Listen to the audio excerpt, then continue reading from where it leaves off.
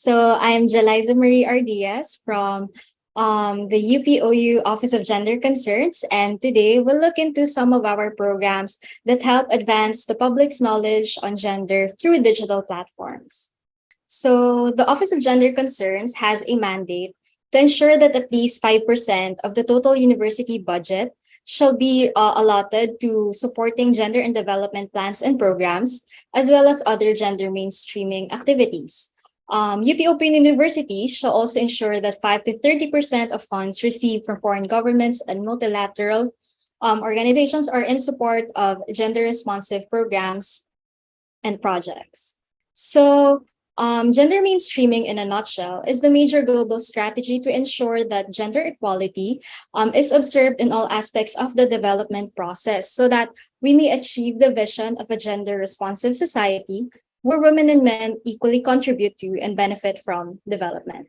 So, how does the OGC mainstream gender? So, we do this in several ways. In instruction, we conduct course reviews where we review if the courses offered in the university uses gender fair language, are gender sensitive. Included there is updating of the courses to make sure that the issues tackled are relevant and timely. We also have gender orientation for our students. So this is done through the UPOU My Portal website. In administration, we have ASH programs. We have an anti-sexual harassment staff that coordinates with several offices when handling gender-based violence reports. We are also assigned to conduct gender sensitivity training for faculty and staff of the university. And in extension, we most of these are webinars and fora, among others. And this is done online and available to the general public. So in the past year, the OGC has conducted some webinars. In April, for the commencement of the Women's Month, we had Filipino Women Overseas Workers in France Women's Forum. So in this forum, we discussed about the working conditions of women in France, the differences in the benefits and the policies in France and the Philippines. It is a very great discussion on policies and the differences of the women's situation in two different countries. In June, we had Rewind and Forward, a history of LGBT advocacy and the role of the academe in forwarding gender inclusive policies. So we had this discussion on how the advocacy developed through the years and how we in the academe can help forward gender inclusive policies on the national level. We also had in August the Women's Sustainability Forum, which focused on three topics, the panel sessions, which are education for sustainable development, gender and climate change, and future-focused sustainability.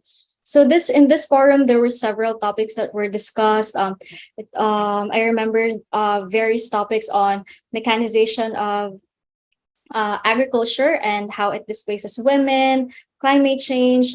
There was also a talk about women and consumerism, the gender justice, and the consumption of beauty products. So there were very specific topics in this forum. And in July, we also had a collaboration with the Faculty of Management and Development Studies on establishing civil society organizations or CSOs with as platforms for development, gender and development. So so these are some of the programs that we the webinars and the fora that we had in the past year. So how it works is that we use Zoom as the platform, and we have the Multimedia Center help us in setting this up.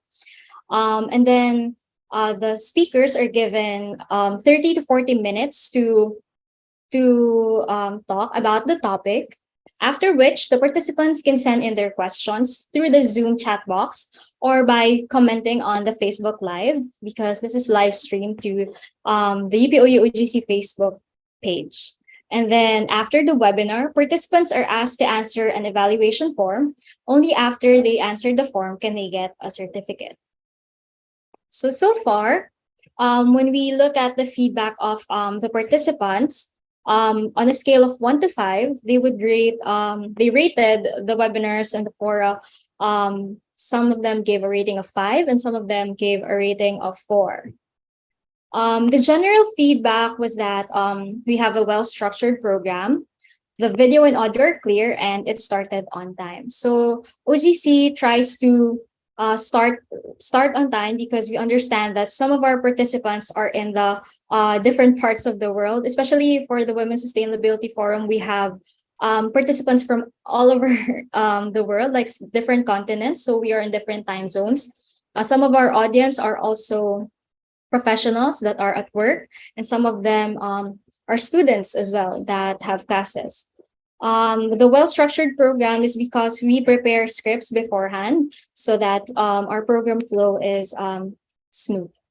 When it comes to the feedback for the speaker's delivery, the general comments were that it was very informative, they were comprehensive, well elaborated, very good and great, and they deliver well.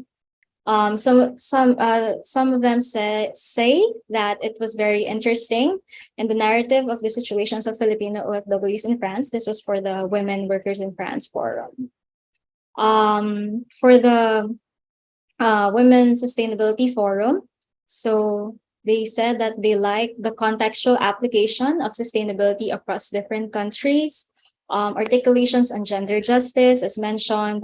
There were breakout sessions for the panels, and there were also plenary sessions as well. So far, we have been receiving positive feedback on the programs and the webinars that we conduct.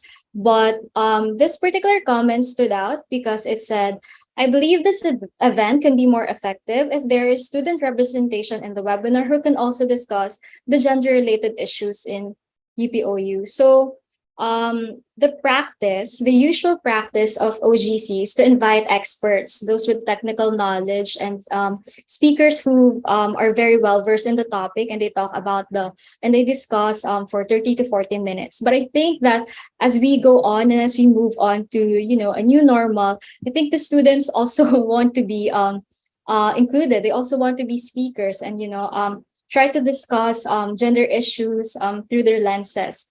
So we take these comments into consideration, and we try to consider them as we recalibrate our future programs. That is all. Thank you.